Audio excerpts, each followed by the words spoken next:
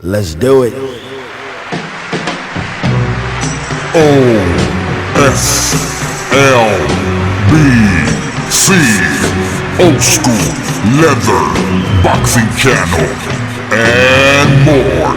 Here's your host, Happy Dudes. Yeah, what's the haps, old school leather family? Welcome back. Welcome back. That's right.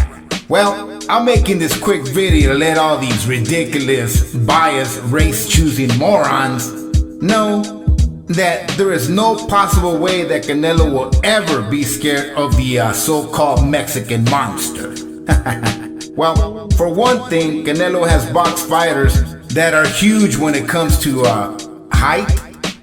They have that long reach, and also they were heavier in weight. And in my opinion, some are and some were better fighters skill-wise and packed more power than Benavidez, in my opinion.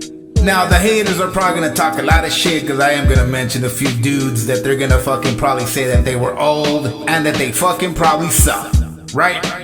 Now, I have a funky little list here of 5 fighters that Canelo has faced in the past. Now, I must mention to y'all that I'm not comparing Benavidez with any of these boxers. That's for you to do that, or to decide. Now, when it comes to that, I'll keep my opinions towards those boxers to myself. Because in reality, haters are gonna hate no matter who he has faced and what he has done in his Hall of Fame career. Now, all I'm doing here is making a point that Benavidez ain't that big old monster that most Americans and others claim that he is. So, let's start with Canelo. Canelo stands at 5'9" inches, okay? Of course, he's fighting at 168 at this time, and his reach is 70.5 inches, okay? Now, David Benavidez stands at 6'2". Of course, he's gonna be fighting at 168, and his reach is 74.5. And yeah, man, I agree, he's a big boy. And yeah, I have heard that he's a weight bully. I honestly totally disagree there, man. Yeah, he could go up to 175, of course, but no problem, man. He good. He good at 168. All ready? Okay, now, here's my list of them 5 fighters that Canelo fought. Okay, here we go. Now, the first one on my list is Rocky Fielding. Okay, he stands at 6'1".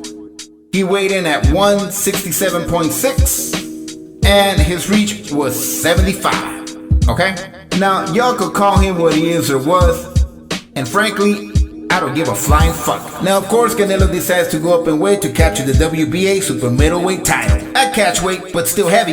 And what did he do? He destroyed him to the body. Now, Rocky was 1 foot smaller than David, and most likely heavier at fight night, and he did have that 75-inch reach. Now, the next boxer on my list is Kovalev. Kovalev at the time was the world champion, WBO, I believe. Now, at that time, he stood at 6.5 feet, weighing in at 175.79, and his reach was 72.5. And we already know what happened there. Canelo knocked him out. Now, the next boxer that I have on my list is a black, slick boxer that most folks feel that he beat Triple G. Now, y'all know who I'm talking about. Now, at this time, he was the IBF champ at 160.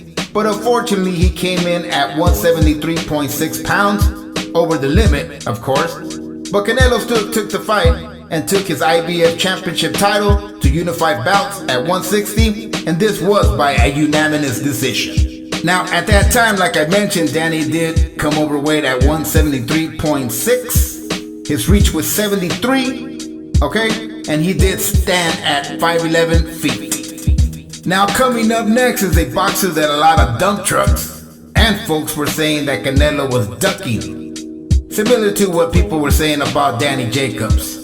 Now, Colin Smith stood at, check this shit out, at 6 feet 3 inches, most likely both weighing in a little over 168 on fight night, with a reach of 78 inches. Wow. And as we already know, Canelo outclassed him, busting his arm up, taking his WBA and the vacant WBC championship bouts. Now, ojo, meaning keep an eye on this. I believe that the WBC belt belonged to David Benavidez. I think he lost it on the scale. Not sure, okay?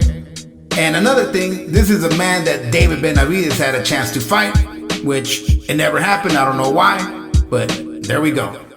Now, last but not least, we got the young Russian monster. Now, this motherfucker is a monster. Now, this vato, or dude, stood at 6 feet with 174.79 inches. Both, I believe, weighing in at least a little over 175 on fight night, with a reach of 72, with 183 centimeters, okay? Now, this guy did beat Canelo. People say that he smashed on Canelo. Bullshit. Canelo had him for the first 5 rounds, in my opinion. Unfortunately, Canelo gassed out and unfortunately lost the fight, right? But hey, man, give him the credit. He tried to be great at 175, but unfortunately, it wasn't his night. But, keep an eye on this. Dimitri Bivol did not hurt him, okay? Dimitri Bivol did not drop him. And of course, Dimitri Bivol did not knock him out, okay? Now, in my opinion, Canelo did not fight the way he was fighting during his undisputed run. I feel he started way too early and fast instead of studying him in the early rounds, which I feel he was doing good. But then, like I mentioned, he gassed out. He stood on the ropes too much. And as we all know, he lost a 12-round UD. But also, of course, we know about the bad hand that he had prior to the fight with Plant. And he says he wasn't able to train 100% till now. But a now is a now, and he moved on and he moved forward. So the point of this small flick is why would Canelo duck a dude that has many similarities, if not some similarities, like these cats that I mentioned today. Now it makes me motherfucking wonder why all these fucking haters are always fucking saying that this dude is dangerous and he's big and woo woo woo and wah wah wah. Man, this motherfucker got nothing to bring to the table that Canelo has not already seen, man. Come on now. But he hits hard and he's really fast when he throws his combination. Fucking fanboy. Listen, man. Triple G hit hard. Bivol hits hard. Kovalev hit hard. Danny Jacobs hit hard. And man, let me tell you what, man. David Benavidez does not have good footwork. David Benavidez does not have good defense.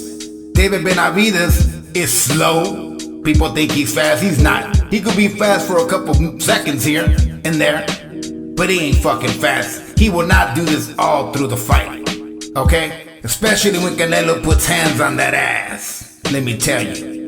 And another thing, man, he'll probably have Canelo on the back foot for a little bit, but once he starts feeling those fucking power shots, he'll be on the back foot, fighting and motherfucking surviving. Good times.